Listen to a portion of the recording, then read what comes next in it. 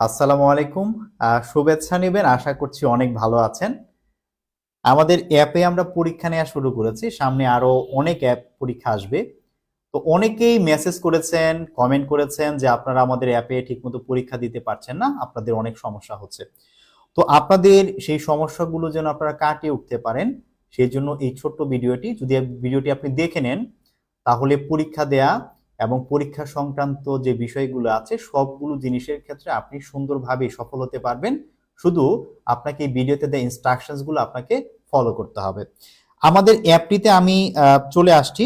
আপনারা এই অ্যাপটি আপনাদের গুগলের ফোনের যে গুগল প্লে স্টোর আছে সেখানে গিয়ে কিন্তু রিয়াদ এডুকেয়ার আপনি দেখতে পাচ্ছেন, একটু উপরে লেখা আছে রিয়াদ এডুকেয়ার, লিখে সার্চ করলে আপনি পেয়ে যাবেন। এছাড়া এই ভিডিওর কমেন্টে এবং ক্যাপশনে অবশ্যই আমি অ্যাপটির লিঙ্ক দিয়ে রাখবো, সেখান থেকে আপনি কিন্তু কি করতে পারবেন, এটি সুন্দরভাবে ডাউনলোড করে নিতে পারবেন। তবে এটি আপাতত আইফোনের অ্যাপ স্টোরে পাওয়া যাচ্ছে না, শুধুমাত্র অ্যান্ড্রয়েডের প্লে স্টোরে পাওয়া যাচ্ছে। তবে শীঘ্রই আমরা আইফোনের অ্যাপ স্টোরেও আমরা এটাকে অ্যাভেলেবেল করার চেষ্টা করব। এখন আপনি যদি এই প্রশ্নটিতে ক্লিক করেন, অ্যাপে আসার পরে আপনি এই প্রশ্নটি দেখতে পারবেন। এখানে যদি ক্লিক করেন, স্টার্ট এক্সামে যদি আপনি ক্লিক করেন, আপনি দেখবেন যে আপনি এখানে আপনাকে বলছে যে প্লিজ লগ ইন ফার্স্ট। আপনাকে প্রথমে লগ ইন করতে বলবে, কিন্তু লগ ইন আপনি করতে পারবেন না, কারণ লগ ইন করতে গেলে সবার আগে আপনাকে অ্যাপে রেজিস্ট্রেশন করতে হবে।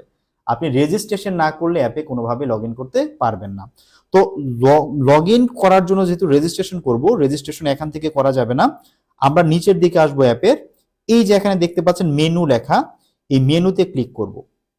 মেনুতে ক্লিক করার পর আমরা একটু নিচের দিকে যাব, গেলে দেখবেন এই যে সাইন ইন একটি এখানে একটি অপশন রয়েছে, আমরা এই সাইন ইনে ক্লিক করব। ক্লিক করার পর এখানে আপনার ইমেল এবং পাসওয়ার্ড চাচ্ছে।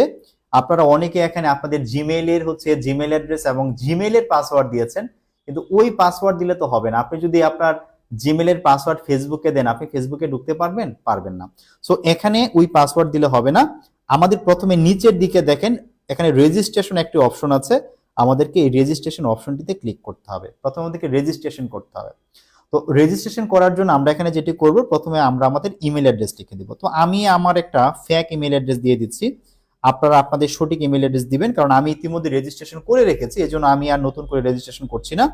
এমনিতে আপনাদের দেখানোর জন্য আমি একটি ফেক ইমেল অ্যাড্রেস ব্যবহার করছি। তো এখানে আমি হচ্ছে gmail.com আমি লিখে ফেললাম। বুঝতেই পারছেন যে এখানে আমার ইমেল অ্যাড্রেস দেওয়া হয়েছে। এরপর আমি এখানে নাম লিখবো, এবং আমি নাম আমার ফুল নেম, যেটা অফিসিয়াল নেম, আমরা সেইটাই লেখার চেষ্টা করব। আপনারা আবার অ্যাঞ্জেল জরিনা, হ্যাঁ, এই ধরনের নামটাম লিখেন না, কারণ আমরা এই পরীক্ষা দেওয়ার পরে যে রেজাল্ট আসবে, আমরা কিন্তু সম্মিলিত রেজাল্ট প্রকাশ করব পরবর্তীতে। তো আপনি যদি এখানে আপনার ফেক নেম আপনি ব্যবহার করেন, আপনার রেজাল্টে কিন্তু আপনার নাম আপনি খুঁজে পাবেন না, ঠিক আছে? এরপর হচ্ছে এখানে আমাদের মোবাইল নাম্বার দিতে হবে। আপনি আপনার এখানে আপনার যে মোবাইল নাম্বার দেওয়া দরকার, আপনি সেই মোবাইল নাম্বার দিয়ে দিবেন। আমি আপাতত র্যান্ডম হচ্ছে একটা ফোন নাম্বার দিয়ে দিলাম। আচ্ছা, এখানে বলছে সঠিক মোবাইল নম্বর লিখুন, এখানে কোনো একটা ডিজিট মনে হয় কম কম পড়েছে। আচ্ছা, এখানে আমি স্পেস দিয়েছিলাম, স্পেস দিলে কিন্তু নিচ্ছে না, দেখতে পাচ্ছেন স্পেস দিয়েছিলাম, নিচ্ছে না। তো স্পেসটা আমি যখন ডিলিট করে দিলাম তখন কিন্তু নিয়েছে। এবার নতুন পাসওয়ার্ড, এই পাসওয়ার্ড দেওয়াটা খেয়াল রাখতে হবে। আপনি এখানে যে পাসওয়ার্ড দিবেন, এই পাসওয়ার্ডটা দিয়েই কিন্তু আপনাকে অ্যাপে লগ ইন করতে হবে। সো এখানে পাসওয়ার্ডটি বুঝে শুনে দিতে হবে। আমি এখানে হচ্ছে আমি আমার পাসওয়ার্ড দিয়ে দিলাম।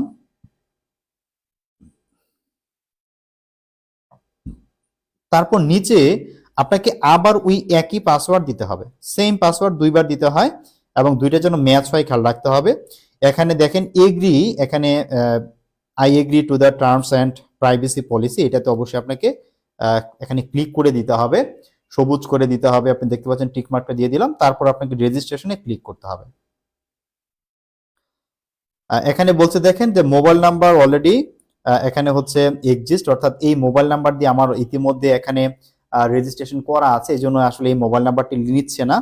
তো আমি কি করছি, একটি ডিজিট আপাতত ডিলিট করে আপনাদের দেখাচ্ছি, একটি ডিজিট ডিলিট করে দেখাচ্ছি। আমি তারপর রেজিস্ট্রেশনে ক্লিক করলাম। এখানে বলছে দেখেন দিস পাসওয়ার্ড ইজ এন্টারলি হচ্ছে নিউমেরিক, এর মানে হচ্ছে আমি এখানে শুধু নাম্বার দিয়েছি। আমার যে পাসওয়ার্ড, আমি এখানে শুধুমাত্র নাম্বার দিয়েছি, কোনো বর্ণ লেটার ABCD এগুলো আমি ব্যবহার করিনি, সে কারণে নিচ্ছে না। তো আমি যেটি করব, নাম্বারের পাশাপাশি এখানে ABCD যে কোনো একটা কিছু, হয়তো বা আপনি আপনার নামের প্রথম অংশ বা নামের একটা অক্ষর এরকম কিছু ব্যবহার করবেন। আমি এখানে আমার একটি আমি বর্ণ আমি ব্যবহার করছি, যেরকম ধরেন আমি এখানে একটা এস দিয়ে দিলাম, এস আমি দুই ক্ষেত্রে আমি একটা এস যোগ করে দিয়েছি শেষে, আমি যে নাম্বারগুলো দিয়েছিলাম তারপর আমি একটা এস যোগ করে দিলাম। এখন যদি আমি রেজিস্টারে ক্লিক করি,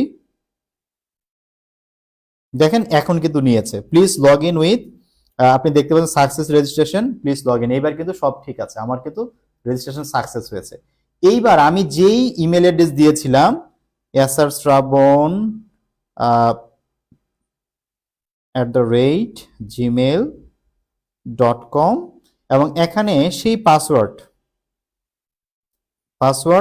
যে পাসওয়ার্ডটা আমি একটু আগে দিলাম, সেই পাসওয়ার্ড এবং যেই বর্ণটি দিয়েছিলাম সেই বর্ণটি দিয়ে আমি এবার লগ ইনে ক্লিক করব। এই তো দেখেন লগ ইন হয়ে গেছে। এখন কিন্তু আমাকে সাইন আউট দেখাচ্ছে, দেখেন আমার লগ ইন হয়ে গেছে বলে সাইন আউট দেখাচ্ছে। আমি এখানে ক্লিক করলে কিন্তু সাইন আউট হয়ে যাবে। তো এখন আমি পরীক্ষা দিব। এখানে আর বাকি যে অপশনগুলো আছে এগুলো আপনারা পড়ে পড়ে বুঝতে পারবেন, এরপরও আপনাদের খুব বেশি অসুবিধা হবে না, এগুলোতে তেমন কাজ নেই। এখন আমি এই প্রশ্নে চলে আসলাম, পরীক্ষা কিভাবে দিব। আমি এই প্রশ্নটার মধ্যে এভাবে ক্লিক করব। হ্যাঁ, এখানে কিন্তু আপনারা দেখতে পাচ্ছেন যে আমাদের এখানে আর একদিন আছে এই পরীক্ষাটা দেওয়ার। তার মানে আজকেও যদি কেউ পরীক্ষাটা দিতে চান দিতে পারবেন, কালকেও দিতে পারবেন।